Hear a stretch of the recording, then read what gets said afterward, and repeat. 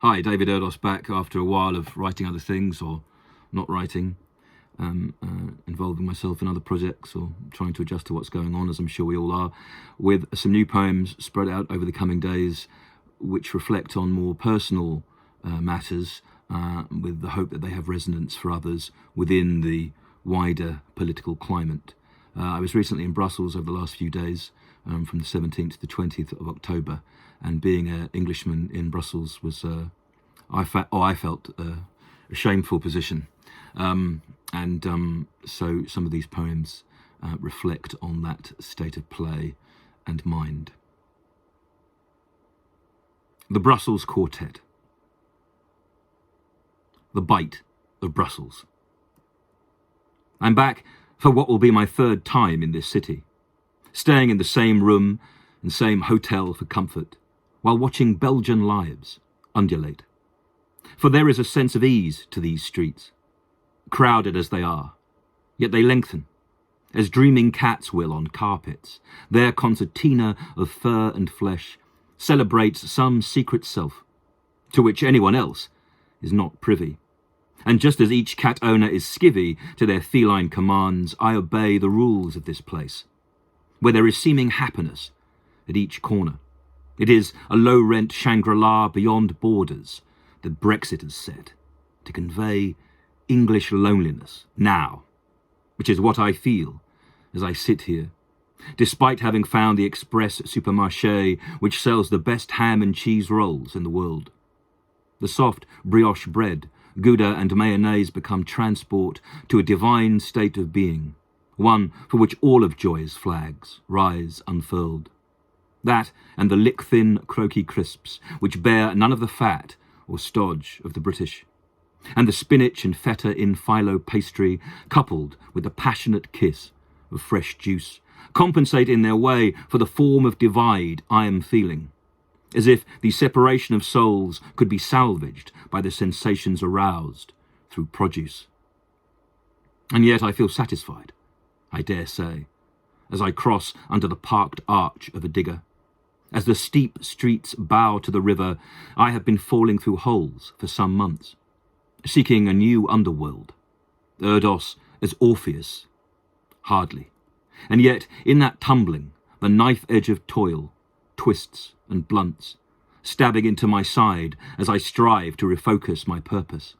Living as I am now for no one, apart of course from the face that I see staring back.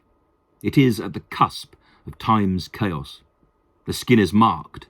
It's not mottled, but aging awaits. It's in place.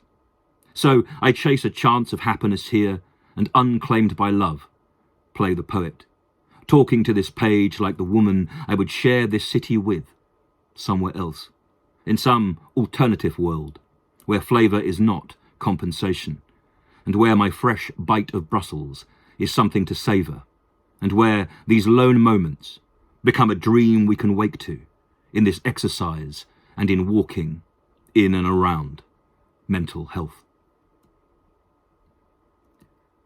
Second poem, Even the Trees, takes its title from the last three words in Arthur Miller's autobiography Time Bends, which is one of the great books of the 20th century, and it was written on the same day as the previous poem, where I was playing the poet, sat alone on a bench by a enchanting river that runs through Brussels. Even the trees. The trees seem wiser here, perched on a near vertical bank by the river. One, as with Pisa's tower, seems to completely defer to the stream, bowed as if pushed into an uncaring act of persuasion, in which the need to succumb is not sanctioned. Instead, it represents Angle's theme, which is to grant fresh perspective and shape the visible world, while referring to some other surface, where reality itself seems to fold, and where the light we think graced is simply permitted by shadow, sent and intended to dazzle, so that man, as last slave to nature, can be finally bound and then sold. Only these trees know the truth, in this most reflective of cities. They point perhaps to man's new dry drowning, and to baptism so bitter that as the water is stained, each bank scolds. The third poem, Encore, is a kind of reprise of the first, with some of the information, and tries to address the sense of separation or detachment or otherness that both the traveller feels and that the Englishman may now, or Englishwoman may now feel in Europe. Encore. And so I am in Belgium once more, but stay on the same long street by one river. I have left the ghost of Jacques Brel in his quarter and my sad search for sin to the young. I am holding on to the day while claiming residence in small hours.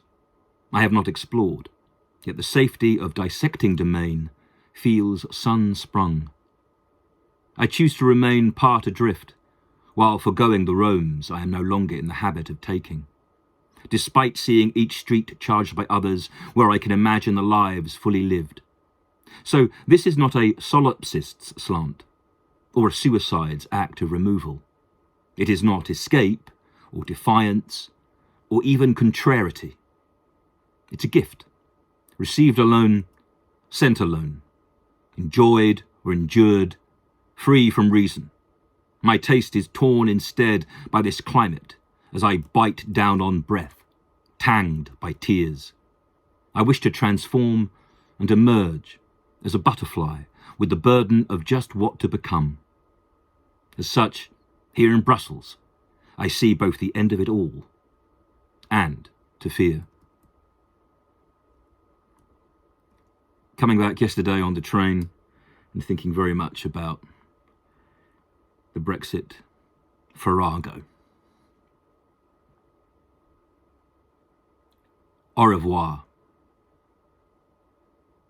I return on the train with my back towards Britain, watching Europe leave me, just as we have left it, or betrayed it, or worse, conceived a form of deluded diaspora in desertion, divorcing a culture for a racist return, a knife twist.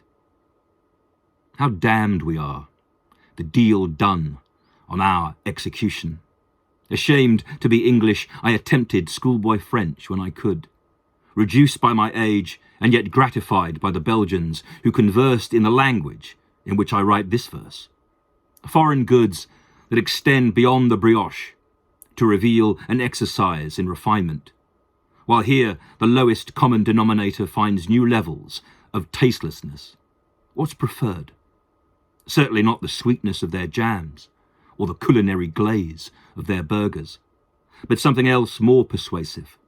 As our stale cheese moulds, theirs cure curd, to unleash a richness in rain as well as in sweltering weather. As the known world bakes undigested, squats the political carelessness of our cooks, which must be why we revere cooking programs so much, as they display pride and product. We are not even what we watch, though. We're blinded, as we no longer know where to look. This used to mean deeper in, but now man's murk masks the mirror. Brexit, feared friends, is the blister made of bastards and blood. You've been hooked. And so, as with all addicts, you'll burn inside the heat of indulgence, either with regret or reflection of all that still haunts. Just as the world I knew turns to ghost, and I return to the great British graveyard, loving the lost sense of belonging. The past itself is a poem, and the future a scripture that, thanks to our disbelief, may soon taunt. David Erdos, October the 21st, 2021.